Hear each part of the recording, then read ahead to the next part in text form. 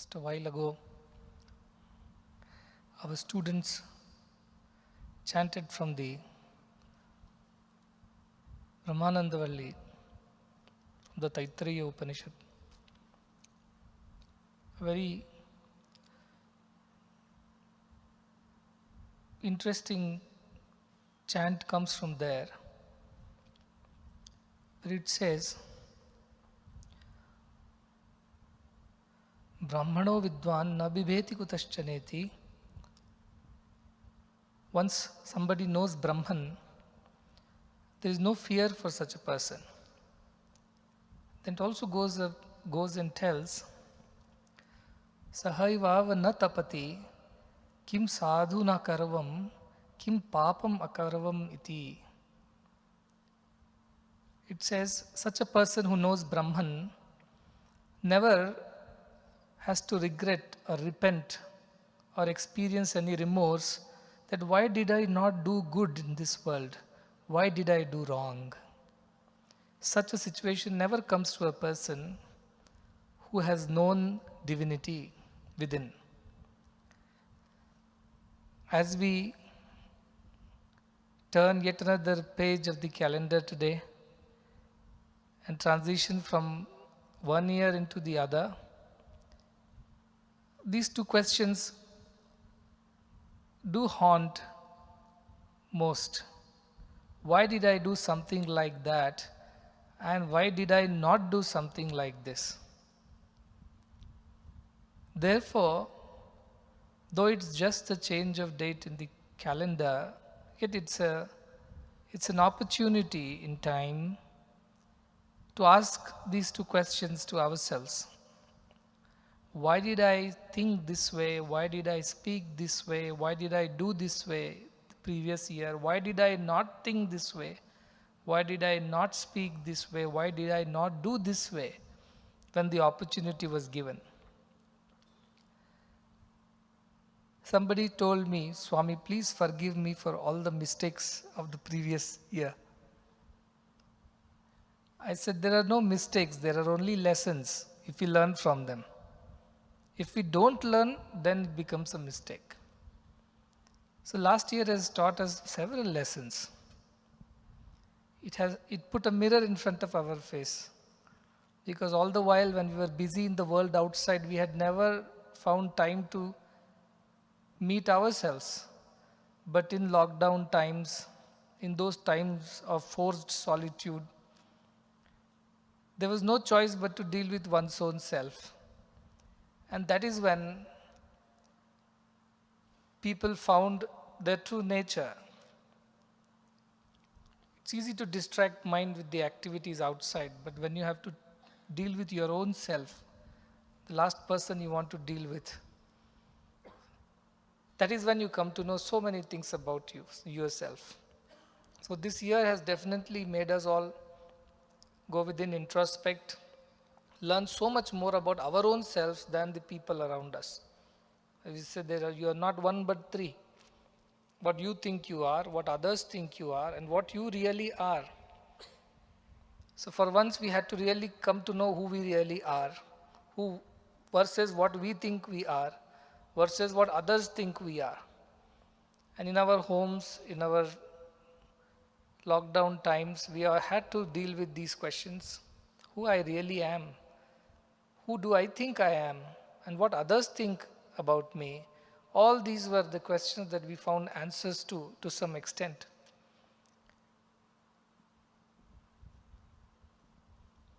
Every adversity is an opportunity in disguise. A pessimist will look at it as an adversity. An optimist will look at the same thing as an opportunity. Well, everybody thought what an adversity it has been, what a disaster it has been. There are people from our institutions, as we just heard from Dr. Sai Lakshmi, who summed up the year's activities, that this was looked at as an opportunity by the people here. An opportunity to express our love, to express our compassion, to express concern, our sensitivities towards our fellow beings. And that has made us better human beings than what we were in 2019. This year, humanity has definitely taken a giant leap where thousands or maybe millions have felt for the pain and suffering of others. And even if so many of them could not have gone out and done what they could not have done, they have prayed and they have wished well for the rest of the world. The world has learned a lesson that we are all together in it. When we suffer together. When we rejoice together. The idea of living selfishly only for one's sake, to a great extent, has been wiped away from the minds of people. For one unseen, invisible organism has changed the way we think, we say, we do things in our lives. It spared no one, rich or poor, educated or uneducated, well placed or nobody. Everybody had to go through it. From the prime ministers to the poor migrant workers, everybody had to go through what they had to go through. And that was a great leveler, which made us all understand that in front of certain forces of nature and divine will, we all are nothing, we are just equal. And many of these lessons translated into great acts of service. Many strangers became our friends and family, for they went out of their way to assist, to help those who were in need. And I heard so many nice stories from around the world, not just of our devotees, but even people who joined hands with our devotees, seeing them do good work. For they couldn't just stay, they had to do something when they saw so many of our devotees participating in various acts of service. So many NGOs, so many small groups, individuals, institutions came together to ensure that life becomes a little easier for the person next door. And that is something that has strengthened us as a human race. That's a blessing in disguise in the year 2020. I'm sure as we step into this year, we are moving into this year as better human beings than what we were before. And here, much of the time was spent in deep spiritual studies to understand our true nature, to overcome the vagaries of mind, to dwell in the realms of the spirit, to experience that oneness within and without. And I have heard so many wonderful stories from our people over here, from students, from staff, from several devotees who benefited from these talks and satsangs, that how they have improved as devotees, as human beings. Somebody wrote to me this morning, my heart is now warmer to the people around, which had gone cold in my own selfish ways. But today when I served, I learned these great lessons, I feel warmer in my heart. I feel better as a human being. And that is the best part of the year gone by. I don't wish that we need to have pandemics and adversities to learn our lessons. If we learn our lessons, why should we have these pandemics and troubles? But sometimes these are important stepping stones. They can teach us a lot. What bad times teach us, good times don't. So we have learned something in this year, and I urge our devotees, all the people around, not to leave these lessons behind, but use these in the new year also. Pandemic or no pandemic, we should continue to serve. Difficulties or no difficulties, we should continue to be sensitive to each other's needs. Good times or bad times, we should be kind and compassionate to everyone around us. Then we have really progressed from the previous year to now. Schools are opening in a day's time. Many children are going to be joining back here in the ashram in many campuses. Other establishments and institutions have also started opening gradually. And in few months from now, probably life will be back to the old normal. But we should not be the same old again. We should continue to do what we have learnt in this year. That is, to serve outside. When we open our eyes, we are serving everyone around us. When we close our eyes, we are reveling in the divine bliss that is within. Atma Krida Atmarati Kriyavan. Within, we revel in, we sport in the divine self that we are. And when we open our eyes to the world, we immediately plunge into service to the needy. This is the life that we have to lead here onwards. There was an imbalance earlier. When the eyes are open, we are definitely serving others. But when eyes are closed, we just don't know who we are. And then there was the other aspect when we closed our eyes and enjoyed the divine connection within and felt so unwilling to serve outside when we opened our eyes. Both are not real. Someone who had some experience, he said, I must continue to be in this divine state forever. I had to correct him and say, this is not the highest divine state. When you close your eyes and you lose your consciousness and you dwell within, and when you open your eyes, you just don't know where you are, what is your name. It doesn't make sense. A Jivan Mukta does not live like this. A truly realized one does not live like this. He is always reveling in the knowledge of the truth within, but without, he is extremely active for the welfare of all, not for any selfish motive. But there was an imbalance in most. Very active outside, but don't know how to connect within. Or those who are very happy within, but they do not want to do anything outside. Both are wrong. The right approach to life is that within you should be dwelling in the divine self that you are, without any differences, without any distinctions whatsoever. And without all that you experience within should be expressed through your head and hands as service to the fellow being, to the society, to the creation. This is the greatest lesson that I would believe that all of us have learnt in this year. The balance between the within and without. And that is the right way to lead our lives. Contemplate on these great Vedantic truths every single day. Smara nityam anityatam. At the same time, Kuru punyam ahoratram. Do good day and night. This understanding, if you have developed, then I would think that you have spent your time of 2020 well. I do not celebrate these New Year's very much. For me, it's just another dawn. Every dawn is new. Every dawn brings another opportunity to introspect and improve.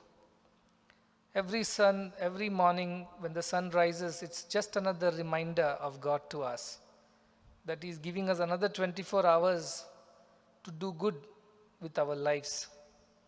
And therefore, every single day is equally important. And it's just not about the new year. It's just that it is the tradition, it is the custom across the world to celebrate this date. And so we are even talking about it. Otherwise, every single day is wonderful opportunity by God, given by God to us.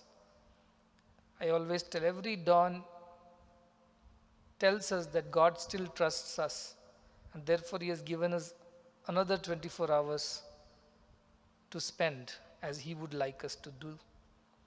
And also, it's a reminder from God to pause, to reflect about how the day was spent, the previous day was spent, and based on that, how would we like to spend today? This year is no different from that this is another opportunity to take stock of all that we have done, which we did not want to do but ended up doing, and all that we have not done, which we very much wanted to do but could not do. Let us correct those, let us improve from there, and make the next year much, much better for ourselves and all the fellow beings who are around. Swami's institutions have set very high example and standard, which is being recognized by one and all in these tough times. As they say, when going gets tough, tough gets going. Those who are really having that passion, not just an idea, not just a vision, but a burning passion to do, they will find ways to do even in the face of all adversities and obstacles. That's how these institutions have stood the real test of faith, test of times in the previous year. I'm sure you have come out stronger, better, kinder, holier than what we were in the previous year.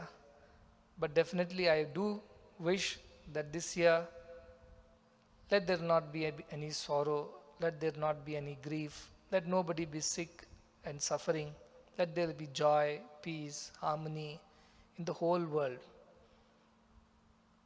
Swasti prajabhya paripalayantam न्यायेन मार्गेण महीं महिषाः गो ब्राह्मणेभ्यः शुभमस्तु नित्यं समस्तलोकाः सुखिनो भवन्तु काले वर्षतु पर्जन्यः पृथ्वी सस्यशालिनी देशोऽयं not just देशोऽयं विश्वोऽयं क्षोभरहितः सज्जनाः सन्तु निर्भयाः. These are wonderful universal prayers from our scriptures. Let there be plenty of rains, that is prosperity everywhere, nobody have any poverty. Let the earth prosper and all the beings of the earth prosper and be happy. Let our country and the world be free from all sorrow and grief, all misery, all difficulties. Let good people have no fear. And just now we learned, only those who know themselves truly who they are, na bibheti kutaschaniti, they have no fear whatsoever. And they shall never regret in their life, why did I do something wrong? Why did not I do something right? Such a time never comes to a person who knows his or her true divine self. So this year, all the lessons that we have learned the previous year, let us utilize them, let us grow from there, let us move forward from there, not backwards. Let us believe that we are divine, everything else is divine, and that is our relation with everything that we see, everyone whom we meet, and all these knowledge and experience of this oneness should translate into selfless action for the betterment, for the welfare of each other. To all the devotees from around the world who are watching this program and soon who will wake up and watch the video, for all of them, plenty of blessings. May you all lead holy, noble lives, lives of selfless service and sacrifice for the rest. That is the only good way of paying our gratitude to Swami, to our tribute to all the masters who have taught us these great lessons, only by practicing it. I'm sure as the restrictions open, I would again travel and see you all in your own countries, or you will all travel here and see us here, and that time is not far, but definitely there are a few more months before such a thing can happen. Many were asked when you are coming, when you are coming. This is the answer. Some more months, after which we will definitely come. I'll take one big global world tour. I will not go many times. We'll start from one end and cover the entire world and come back probably in a month and a half or two. But that is how I will travel, and I'll meet everybody in their own countries. As you all miss coming here, I also miss you all very much. I miss seeing your smiling faces. But thanks to the technology, at least to some extent, this has been answered. Though we have been socially made distant, but spiritually we have definitely come closer this year. As we found each other in our own hearts, we felt each other's love and warmth within ourselves, and we prayed and wished well to each other at every moment I think we have become closer as a global family of Swami. And that is the boon that we have received this year. Let us make the best out of it for the next year too and all the years to come. With these words of blessings and welcoming all the students who are coming back to the institutions, some surprise awaits them. Much has changed in the last 8-9 months. The schedules have changed. The pattern of teaching and learning has changed. So definitely the discipline has gone notches above. So they are in for a pleasant surprise, I hope. But they should come and we should not compromise and on the standards that we have set, the lessons that we have learned, we should not let them be lost in our complacency. So be firm, be strict, be devoted to the cause, the purpose for which you are here, and make the best out of the opportunity that has come your way in this time, in this place, in these situations. Many more good things will happen in this year. We are looking forward to it. And I convey once again the best wishes and blessings to one and all and conclude today's program.